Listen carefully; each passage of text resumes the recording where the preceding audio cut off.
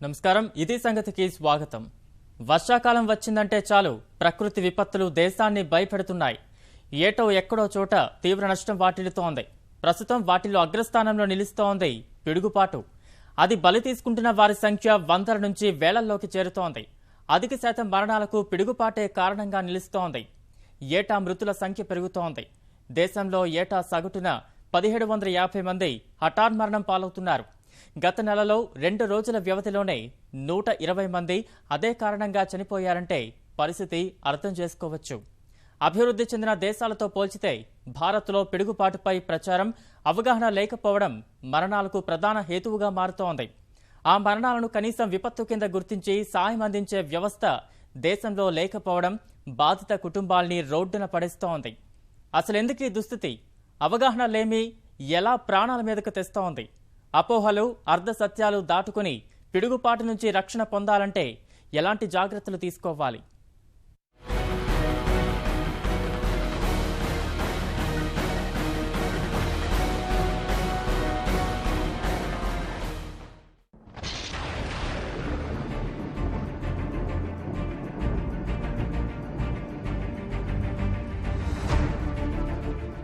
అసనిపాతం, పిడుగుపాటు, అతి భారీ శక్తిపాతం. పేరేదైతేనే అది సృష్టించే విధ్వంసం ఊహకైనా అందనిది. నల్లమబ్బుల మాటు నుంచి ఉరుములు, మెరుపులు ఫెళఫెళమని భయపెడుతున్న వేళ క్షణాల వ్యవధిలో ఊపిరి తీసేస్తాయి.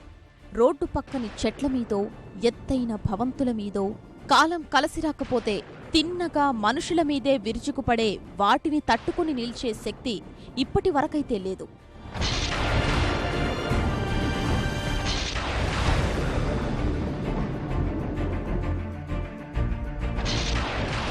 మిన్ను విరిగి మీద పడ్డట్టు అన్నంత భయంకరమైన శబ్దాలతో ఉన్నట్లుండి కకావికలం చేసేస్తాయి. ప్రపంచం మొత్తం మీద ఏ ఒక్కరికి ప్రత్యేకంగా పరిచయం చేయాల్సిన అవసరమే లేని ఉపద్రవమిది.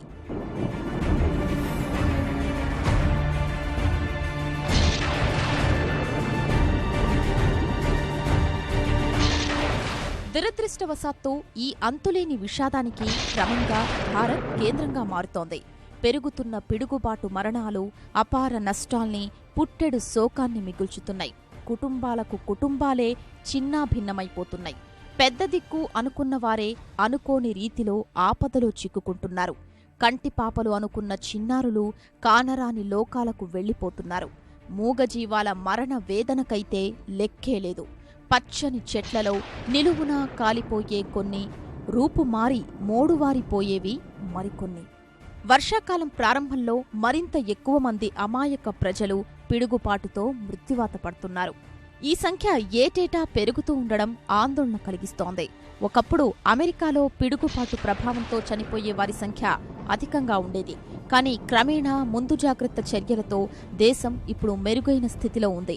పిడుగుపాటుపై ప్రజలకు అవగాహన కల్పించేలా చేసిన ప్రచారంతో ఫలితాలు సాధించింది. తప్పించుకునే పరిష్కారాలతో విపత్తు నుంచి బయటపడింది. ఆసియాలో పిడుగుపాటుతో అధిక మరణాలు ఉండే మన దేశంలో మాత్రం ఇంకా ఆ విషయంలో కనీస ప్రచారం, అవగాహన కల్పించడంలో ఎంతో వెనకబాటే. ఇంత ఆధునిక కాలంలోనూ పిడుగుపాటుకి సంబంధించిన ఎన్నో అపోహలు, అర్ధసత్యాలు. వాస్తవానికి పిడుగుపాటంటే అదేదో అంతుచిక్కని రహస్యం కాదు. వాతావరణ మార్పులలో చోటు చేసుకునే పరిణామాలే పిడుగుపాటుకి ప్రధాన కారణం.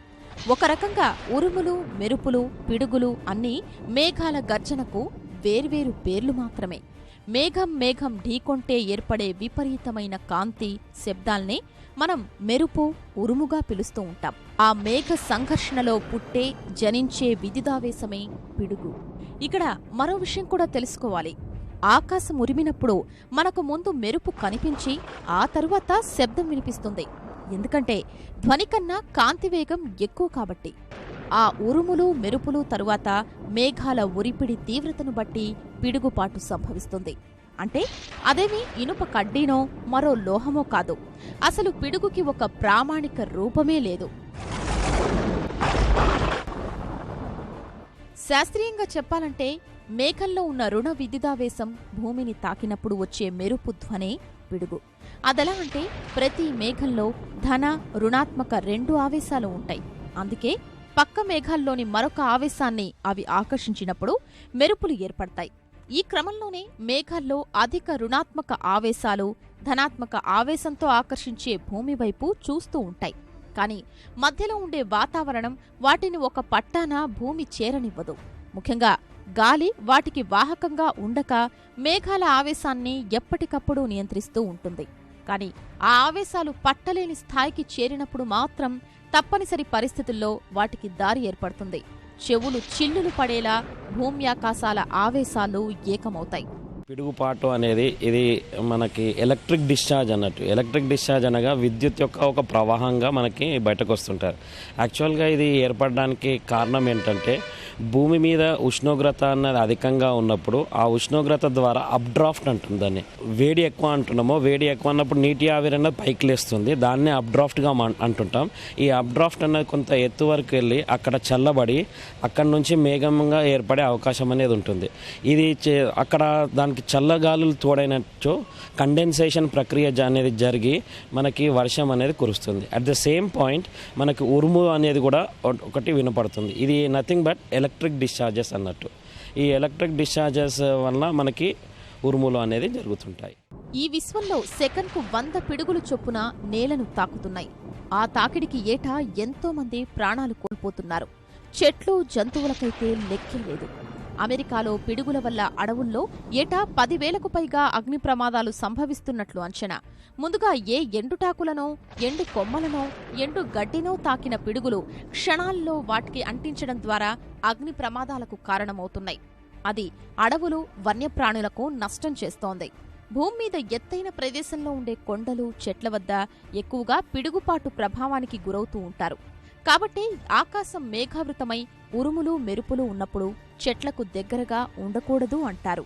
మన దేశంలో పశ్చిమ బంగలో ఎక్కువగా పిడుగుపాటు మరణాలు సంభవిస్తూ ఉంటాయి. అక్కడ వాటిని కాలబైశాఖిగా పిలుస్తూ ఉంటారు. మిగిలిన రాష్ట్రాల్లోనూ ఏటా పిడుగుపాటుకి వందల సంఖ్యలో ప్రాణాలు కోల్పోతున్నారు. దేశం మొత్తం మీద పిడుగుపాటు దెబ్బకు ఏడాదికి సరాసరిన 1,750 మంది మరణిస్తూ ఉన్నారు. 2014లో 2,582, అంతకుముందు 2,833 మంది మరణించినట్లు జాతీయ నేర గణాంక సంస్థ లెక్కలే చెప్తున్నాయి.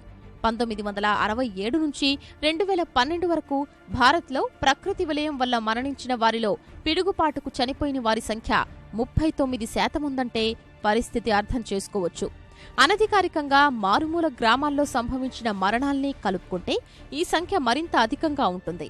గత నెలలో కేవలం 48 గంటల్లో పిడుగుపాటుకు 120 మంది మరణించారు. బీహార్లో 57, ఉత్తరప్రదేశ్లో 41, మధ్యప్రదేశ్లో 12, జార్ఖండ్లో 10 మంది మరణించారు. తెలుగునాట కూడా ఏటా పిడుగుపాటు కారణంగా ఎంతో మంది అమాయకులు బలవుతున్నారు. ప్రధానంగా రైతాంగ కుటుంబాలు బాధితులుగా మారుతున్నాయి. పొలంలో వ్యవసాయ పనుల్లో నిమగ్నమై ఉండగా మాయదారి పిడుగుల పాలబడి మృతి చెందుతున్నారు. అలానే ఈ మధ్య కడప జిల్లాలో పొలంలో దున్నుతున్న సమయంలో పిడుగుపడి రైతు, నాగలి ఎద్దులు అక్కడికక్కడే ప్రాణాలు విడిచిన ఘటన అందరినీ కంటతడి పెట్టించింది.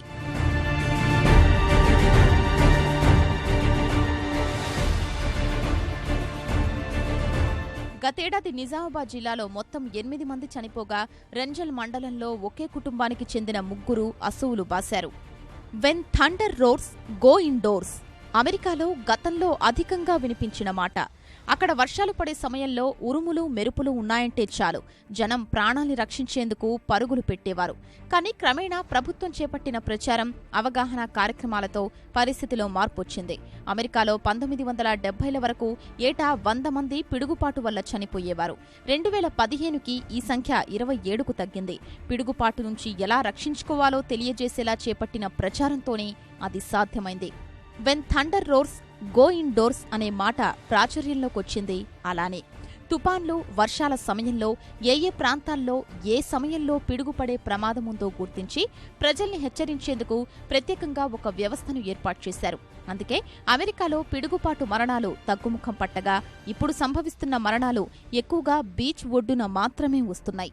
భారత్లో ఇప్పటివరకైతే పిడుగుపడే ప్రమాదకర స్థలాలు ఎక్కడున్నాయో, ఎలాంటి పరిస్థితుల్లో పిడుగులు పడతాయో, ఏం చేయాలో చెప్పే ప్రత్యేకమైన వ్యవస్థ ఏదీ లేదు. కనీసం పిడుగుపాటు నుంచి ఎలా రక్షించుకోవాలో అన్న విషయంలో కనీసం ప్రచారంలో లేదు. దేశంలోని భౌగోళిక పరిస్థితుల్ని అంచనా వేసి వర్షాకాలంలో పిడుగుపడే ప్రమాదకర ప్రాంతాలేంటో మ్యాపింగ్ చేయడం ద్వారా ప్రజల్ని అప్రమత్తం చేసే అవకాశం ఉంది. ఇందుకు సంబంధించిన మ్యాపింగ్ వ్యవస్థ అమెరికా, కెనడాలో పటిష్టంగా అమలు చేస్తున్నారు. మన వద్ద చూస్తే అవగాహన లోపంతో ప్రజలు అధికంగా పిడుగుబారిన పడి మృతి చెందుతున్నారు. భారత్లో పిడుగుపాటు మృతుల్ని కనీసం ప్రకృతి విపత్తు కింద గుర్తించని జాతీయ ప్రకృతి విపత్తు నిధి నుంచి ఆర్థిక సాయం అందించే పరిస్థితి కూడా లేదు. పిడుగుపాటు మృతుల గురించి అనేకసార్లు వివిధ రాష్ట్రాలు కేంద్రం ముందు సమస్య తీసుకొచ్చినప్పటికీ పరిహారం విషయాన్ని కేంద్రం రాష్ట్రాలకే వదిలేసింది. ఫలితంగా మొదట ఒక్క బీహార్ మాత్రమే బాధితుల్ని ఆదుకునేలా చర్యలు చేపట్టింది. ఆ ప్రకారమే ఇటీవల పిడుగుపాటుతో మరణించిన 57 మంది కుటుంబాలకు బీహార్ సర్కార్ 4 లక్షల రూపాయల చొప్పున ఆర్థిక సాయం అందించింది. పశుసంపద మరణిస్తే వాటి యజమానులకు 25,000 చొప్పున సాయం అందిస్తోంది. 2015లో ఆంధ్రప్రదేశ్ ప్రభుత్వం కూడా అదే నిర్ణయం తీసుకుంది. సాధారణంగా ఉరుములు, మెరుపుల వాతావరణమే పిడుగుపాటుకి సంకేతం. అలాంటప్పుడు కొన్ని జాగ్రత్తలు తీసుకోవాలి. ఉరుములు, మెరుపులు ఎక్కువగా ఉంటే సమీపంలోని పక్కా భవనంలోకి వెళ్లాలి. బృందంగా వెళుతున్నప్పుడు విడివిడిగా విడిపోయి నడవాలి. పర్వతాల్లాంటి ఎత్తైన ప్రదేశాలకు వెళ్లకూడదు. ఎత్తైన చెట్ల కింద అస్సలుండరాదు. ఛార్జింగ్ అవుతున్న ఫోన్ వినియోగించకూడదు. కాకపోతే మనకు పురాణాలకు సంబంధించిన అంశం అర్థం కాని కాలంలో పైన అర్జునుడు రథం మీద పోతా ఉన్నాడు, ఆ శబ్దం వస్తుందని చెప్పేసి అందుకే అర్జున అంటే పిడుగు పడదు అన్నటువంటి ఒక నమ్మకాలు ఉన్నాయి. కానీ నువ్వు అర్జునాను కృష్ణను అది పడే దగ్గర పడుతుంది, ఆ పడ్డ దగ్గర ఉంటే చనిపోతారు. కాబట్టి జాగ్రత్తలు ఏం తీసుకోవాలి అని అంటే పచ్చని చెట్ల కింద, ఎత్తైన చెట్ల కింద ఉండకూడదు. ఇంకొకటి ఏంటంటే వాతావరణ సూచనలు ఇవాళ మనకి ఎలక్ట్రానిక్ సాధనాల ద్వారా తెలుస్తున్నాయి. కాబట్టి బాగా నల్లటి మేఘాలు ఉన్నాయి, వర్షాలు పడతాయని అనుకున్నప్పుడు బయటకు పోకుండా ఉండడం అనేది చాలా ఉత్తమం. ఇప్పటికైనా మన దేశంలో పిడుగుపాటు గురించి కేంద్ర ప్రభుత్వం ఆలోచించాల్సిన తరుణం ఆసన్నమైంది. ఇప్పటికే వేల మంది ప్రజలు పిడుగుపాటుతో మరణిస్తున్నారు. వాటిని ప్రకృతి విపత్తు కింద గుర్తించి బాధిత కుటుంబాలకు పరిహారమివ్వడం సహా ప్రజలకు అవగాహన కల్పించాలి. ప్రజలకు పిడుగుపాటు నుంచి రక్షించుకునే మార్గాలు సూచించాలి. ఎర్త్ టవర్స్ ఏర్పాటుతో మరణాలు నివారించే ప్రయత్నం చేయాలి. ప్రధానంగా జాతీయ స్థాయిలో విధానం తీసుకుని రావడం ద్వారా అన్ని రాష్ట్రాల్లో పిడుగుపాటు మరణాల బాధిత కుటుంబాల్ని ఆదుకోవడం, మరణాల సంఖ్య తగ్గేందుకు చర్యలు చేపట్టాలి.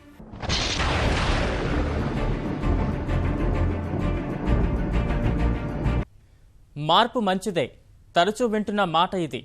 ఈ మార్పే ఇప్పుడు ముప్పుగా పరిణమిస్తోంది, ఉపద్రవాలు తెచ్చిపెడుతోంది. అవే వాతావరణ మార్పులు. ఏటా మారిపోతున్న వాతావరణం పెను సవాల్ విసురుతోంది. ఏళ్ల నాటి రికార్డులు తిరగరాస్తూ సూర్యుడు మండిపోతుంటే అకాల వర్షాలు నిండా ముంచుతున్నాయి. ఓవైపు వరుస కరువులతో దుర్భిక్ష పరిస్థితులు నెలకొంటే మరోవైపు కుంభవృష్టి అంతులేని నష్టం మిగిల్చుతోంది. అయితే అనావృష్టి లేకుంటే అతివృష్టి అన్నట్లు మారిపోతోంది వాతావరణం. ఈ పరిస్థితి ఎందుకు తలెత్తుతోంది? విపత్కర పరిస్థితులకు అడ్డుకట్ట వేయలేమా అంటే ఏళ్లుగా పర్యావరణ పరిరక్షణపై మనిషి చూపుతున్న ఉదాసీనతతో వాతావరణ మార్పులు ప్రాణాంతకంగా మారిపోతున్నాయి, మరిన్ని ఆపదలు తెచ్చిపెడుతున్నాయి.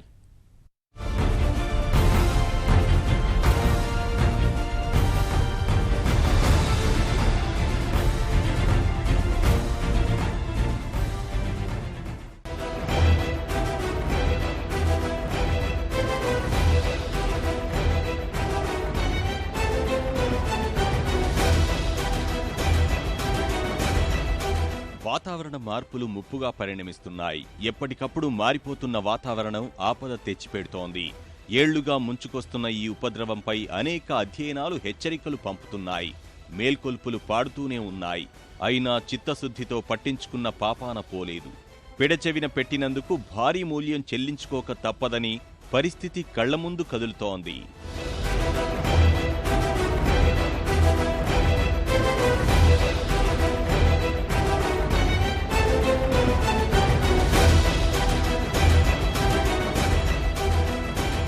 వాతావరణ మార్పుల వల్ల ఉపద్రవం ముంచుకొస్తోందని ప్రపంచ ఆరోగ్య సంస్థ ప్రపంచానికి మరో హెచ్చరిక పంపింది.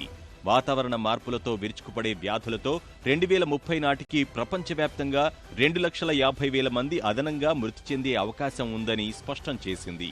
మలేరియా, అతిసారం, వడదెబ్బ, పోషకాహార లోపం తదితర రుగ్మతలతో ప్రజలు ప్రాణాలు విడుస్తారని తేల్చి చెప్పింది.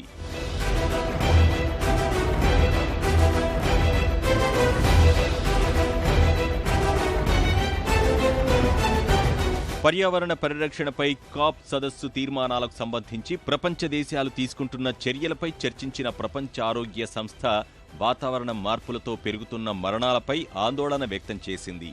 2030 నాటికి వాయు కాలుష్యంతో సంభవించే 70 లక్షల మరణాలు కాకుండా మరో 2,50,000 మంది ప్రాణాలు వదిలే ప్రమాదం ఉందని అంచనా వేసింది. ముఖ్యంగా చిన్నారులు, మహిళలు, వృద్ధులు, పేదలే ఎక్కువగా బలవుతారని ప్రకటించింది.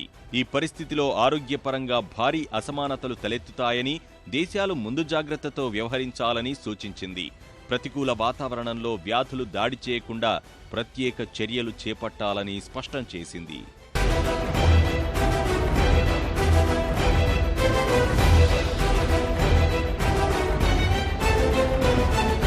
ప్రపంచ ఆరోగ్య సంస్థ నివేదిక ప్రకారం రానున్న 15 ఏళ్లలో వాతావరణ మార్పులు అనేక విపత్తులు తెచ్చిపెట్టనున్నాయి. 38,000 మందిని ఎండలు బలి తీసుకుంటుందని, 48,000 మంది అతిసారంతో ప్రాణాలు కోల్పోతారని, మలేరియా వల్ల 60,000 మంది, చిన్నారుల్లో పోషకాహార లోపం వల్ల 95,000 మంది చనిపోతారనేది అధ్యయనం సారాంశం.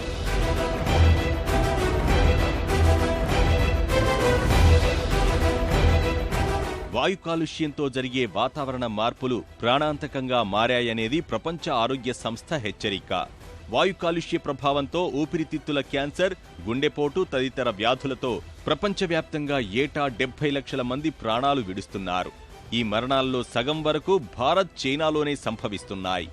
భారత్లోనే సుమారుగా 10,60,000 మంది వరకు మృతి చెందుతున్నారు. కాలుష్యానికి దూరంగా ఉండేలా హరిత వాహనాలు ప్రవేశపెట్టి ప్రజారోగ్యం పరిరక్షించాల్సిన బాధ్యత ప్రభుత్వాలపై ఉందని WHO సూచించింది. వాతావరణ మార్పులు ఎప్పటికప్పుడు అంచనా వేస్తూ ఆరోగ్యకరమైన ఆర్థిక వ్యవస్థ నడిపించే నూతన విధానానికి నాంది పలకాలని స్పష్టం చేసింది. వాతావరణ మార్పులు అంటే ఏమిటి? వేసవికాలం, వర్షాకాలం, శీతాకాలం ఇలా మార్పులు సహజం కదా అనే అనుమానం రావచ్చు. ఇందుకు సమాధానమే ఇప్పుడు గతి తప్పుతున్న కాలచక్రం. భూమిపై ఏటికేడు పెరుగుతోన్న ఉష్ణోగ్రతలు, వర్షం కోసం ఎదురుచూపులు, ఆకాశానికి చిల్లుపడిందా అన్నట్లుగా కుంభవృష్టి కురిపించే మేఘాలు, కాలం కాని కాలంలో ముంచెత్తే వానలు వాతావరణ ఉపద్రవాన్ని కళ్లకు కట్టే సాక్ష్యాలు.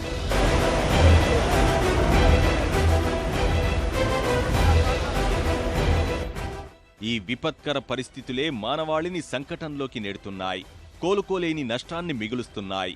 మారణహోమం సృష్టించడమే కాకుండా ప్రపంచ ఆర్థిక వ్యవస్థనే చిన్నాభిన్నం చేస్తున్నాయి.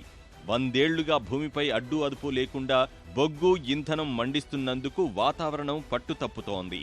కార్బన్ డయాక్సైడ్ సహా ఇతర కర్బన ఉద్గారాలు యథేచ్ఛగా గాలిలో కలిసిపోతున్నాయి. ఫలితం వాతావరణం వేడెక్కిపోతోంది. వాతావరణ అధ్యయనాల ప్రకారం సరాసరిన 0.8 డిగ్రీల సెల్సియస్ పెరిగింది. వినేందుకు చిన్నదిగా అనిపిస్తున్నా చూపిస్తున్న మార్పు మాత్రం భారీగానే ఉంటోంది. తుపాన్ల తాకిడితో చిగురుటాకులా వణికే బంగ్లాదేశ్, సముద్రపు అలల్లోనే ప్రాణాలు అరచేతిలో పెట్టుకున్న ఫిలిప్పైన్స్ సహా పసిఫిక్ మహాసముద్రము ద్వీపదేశాలు వాతావరణ మార్పుల ఉత్పాతాలను కళ్లకు కడుతున్నాయి. కరువుతో అల్లాడే సహారా పరిసర ఆఫ్రికా దేశాల కష్టాలు గుణపాఠాలు నేర్పుతున్నాయి.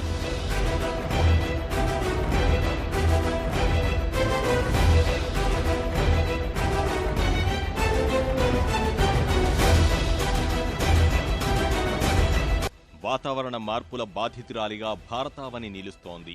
వాతావరణ మార్పులపై భారత పర్యావరణ మంత్రిత్వ శాఖ అధ్యయనం 2030 నాటికి ఉష్ణోగ్రతలు 2-3 డిగ్రీల సెల్సియస్ పెరగవచ్చనే ఆందోళనను ముందుకు తెచ్చింది. వీటి వల్ల కొన్ని ప్రాంతాల్లో అత్యధిక, మరికొన్ని ప్రాంతాల్లో అత్యల్ప వర్షపాతం నమోదవుతుందని తేలింది. వర్షాకాల సమయం తగ్గుతుందని వెల్లడైంది. వరదలు, కరువు పరిస్థితులు 10-30% పెరిగే ప్రమాదం ఉంది. అడవుల పరిమాణం తగ్గిపోయే ప్రభావం చూపనుంది. వాతావరణ పరిస్థితులు ఇలాగే మార్పు చెందితే పంటల దిగుబడి భారీగా తగ్గిపోనుందని అధ్యయనంలో వెల్లడైంది. సరాసరి ఉష్ణోగ్రతలు మరో 4 డిగ్రీలు పెరిగితే పశ్చిమ తీర ప్రాంతం, దక్షిణ భారతంలో రికార్డు స్థాయి గరిష్ట ఉష్ణోగ్రతలు నమోదయ్యే ముప్పు పొంచి ఉంది. భూతాపం వల్ల 1950 నుంచి ఏటికేడు వర్షపాతం గణనీయంగా తగ్గిపోతోందని నివేదికలు స్పష్టం చేస్తున్నాయి. అనావృష్టి వ్యవసాయ రంగంపై తీవ్ర ప్రభావం చూపుతుంది. పరిస్థితి ఇలాగే కొనసాగితే ఋతుపవనాలు ఎప్పుడొస్తాయో తెలియని దుస్థితి వస్తోంది. ప్రపంచ సరాసరి ఉష్ణోగ్రత 4 డిగ్రీలు పెరిగితే 100 ఏళ్లకోసారి వచ్చే అతివృష్టి 10 ఏళ్లకే పలకరిస్తుంది. కరువులు దేశానికి సవాల్ విసురుతాయి. వర్షాభావ పరిస్థితుల వల్ల దేశ ఆహార ఉత్పత్తి భారీగా పడిపోతోంది. ఇప్పుడు భూతాపం పెరిగితే జార్ఖండ్, ఒడిశా, ఛత్తీస్గఢ్ సహా వాయువ్య భారతంలోని కొన్ని రాష్ట్రాల్లో తరచూ కరువు తాండవించే ప్రమాదం ఉంది. 2040 నాటికి భారత్ పంటల దిగుబడులు అత్యంత కనిష్ట స్థాయికి పడిపోతాయి. వరి, గోధుమల ఉత్పత్తులు భారీగా తగ్గిపోతాయి. 2050 నాటికి భారత్ ఆహార ధాన్యాలను దిగుమతి చేసుకోవాల్సిన పరిస్థితులు ఏర్పడతాయి. ఆందోళన కలిగిస్తున్న మరో అంశం భూగర్భ జలాలు. ప్రస్తుతం మన దేశంలో 60% సాగుకి వర్షపు నీరే ప్రధాన ఆధారం. పెరుగుతున్న జనాభా, నీటి అవసరాల వల్ల ఏటికేడు భూగర్భ జల మట్టం మరింత లోతుకు పడిపోతోంది. ఇలాంటి పరిస్థితుల్లో భూతాపం పెరిగే కొద్దీ భవిష్యత్తులో భూగర్భ జలాలు పూర్తిగా అడుగంటిపోయే ప్రమాదం ఉంది. పెరుగుతోన్న భూతాపం హిమనీ నదాలపైన తీవ్ర ప్రభావం చూపనుంది. సగటు ఉష్ణోగ్రతలు పెరిగే కొద్దీ హిమాలయాల్లోని మంచు భారీగా కరిగి సింధు, బ్రహ్మపుత్ర, గంగా నదుల ప్రవాహం ఉధృతం అవుతుంది. ఇవన్నీ కలిసి మన తీర ప్రాంత పట్టణాలపైన ప్రభావం చూపుతాయి. అత్యధిక జనాభా గల తీర ప్రాంత పట్టణాలు భారీ మూల్యం చెల్లించుకోక తప్పదని అధ్యయనాలు హెచ్చరికలు పంపుతున్నాయి. వాతావరణ మార్పులతో ప్రాణహానియే కాదు, ప్రపంచ ఆర్థిక వ్యవస్థ భారీ నష్టాన్ని మూటగట్టుకోవాల్సి వచ్చింది. 2025 నాటికి ప్రపంచవ్యాప్తంగా వివిధ దేశాలపై తీవ్ర ప్రభావం పడనుంది. ఆర్థికంగా ప్రమాదం ఎదుర్కొనున్న దేశాల్లో భారత్ సైతం ఉంది. వరదలు, తుపాన్లు, కరువు వంటి వాతావరణ మార్పు ప్రభావాల వల్ల 44 లక్షల కోట్ల డాలర్ల ఆర్థిక ఉత్పాదకత ఉండే 67 దేశాలపై ప్రభావం పడనుందని climate change and environment risk atlas వంటి సంస్థలు ఎప్పుడో హెచ్చరించాయి. 2030 నాటికి భారత్ $7 బిలియన్ అమెరికన్ డాలర్ల నష్టాన్ని మూటగట్టుకోవాల్సిందేనని వివిధ అధ్యయనాల్లో తేలింది. 2020 కల్లా జొన్న సాగు భూమి 2 నుంచి 14% తగ్గిపోవచ్చు. వరి పండించే పరివాహక ప్రాంతాల్లో కరువుతో భారీ నష్టాన్ని చవిచూడక తప్పదు.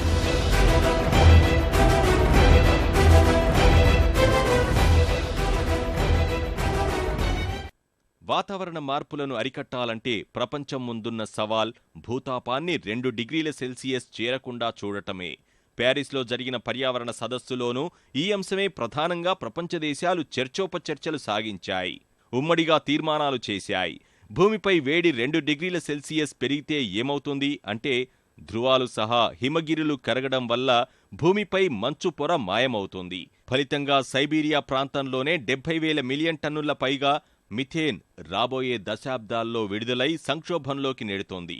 స్వచ్ఛమైన నీటి లభ్యత తగ్గిపోతుంది. సముద్ర మట్టాలు 7 నుంచి 30 అంగుళాల మేర పెరుగుతాయి. హరికేన్లు, తుపాన్లు తీవ్రంగా విరుచుకుపడతాయి. పంటల దిగుబడి, భౌగోళిక ప్రాధాన్యతలు పూర్తిగా మారతాయి. ఉద్గారాల విడుదల ఇలానే కొనసాగితే 2040 నాటికే 2 డిగ్రీల సెల్సియస్ పరిమితిని దాటేస్తాం. 2060 నాటికి 3, 2080 నాటికి భూమి 4 డిగ్రీల సెల్సియస్ మేర వేడెక్కుతోంది. పెరిగే ప్రతి డిగ్రీ సెల్సియస్ ఉష్ణోగ్రత వల్ల 10% వర్షపాతం పడిపోతుంది. పంటల ఉత్పత్తి 15% తగ్గుతుంది. దావానలం బారిన పడే ప్రాంతాలు 400% పెరుగుతాయి. ఉష్ణోగ్రతలు 1.5 డిగ్రీలు దాటిన క్షణం నుంచి ఇప్పటికే ఇబ్బందుల్లో ఉన్న ద్వీపదేశాల ఉనికే ప్రమాదంలో పడుతుంది. 4 డిగ్రీల సెల్సియస్కు చేరితే ప్రళయం వచ్చినట్లే. ఆఫ్రికా భవిష్యత్ అగమ్యగోచరమవుతుంది. అక్కడ వ్యవసాయం పూర్తిగా నిలిచిపోతుంది. ఆహార భద్రత కూడా పెను ప్రమాదంలో పడుతుంది. 2080 నాటికి మరో 60 కోట్ల మంది ప్రజలకు పోషకాహారం అందదు. ఆసియాలోని దాదాపు 100 కోట్ల మంది ప్రజలకు తాగునీటి కొరత ఏర్పడుతోంది. దుర్భిక్షం, వరదలు ఆహార భద్రతకు తూట్లు పొడుస్తాయి. పంటలు, పాడి పశువులు, మత్స్య పరిశ్రమ, ప్రజల జీవనోపాధి ఉనికే ప్రశ్నార్థకమవుతోంది. మన ముంబై, కోల్కతా, చైనా, షాంఘై, బంగ్లాదేశ్లోని ఖుల్నా నగరాలు సహా తీర నగరాలన్నీ సాగర గర్భంలో కలిసిపోతాయి. ఈ హెచ్చరికలు చూసైనా ప్రపంచం కళ్లు తెరవాలి. ఉగ్రవాదం, ఆర్థిక మాంద్యం వంటి ముప్పులను ఎదుర్కొనేందుకు ప్రణాళికలు రచిస్తున్న దేశాలు వాతావరణ మార్పులను ముప్పుగా గుర్తించాలి. పర్యావరణ పరిరక్షణను వారధిగా మార్చుకుంటూ ప్రగతిని పట్టాలకెక్కించాలి. అభివృద్ధి అందరికీ తరతరాలు ప్రకృతి సంపద పొందేలా చూడాలి. మరిన్ని విభిన్న అంశాలతో మరో ఇదే సంగతిలో కలుసుకుందాం. నమస్కారం.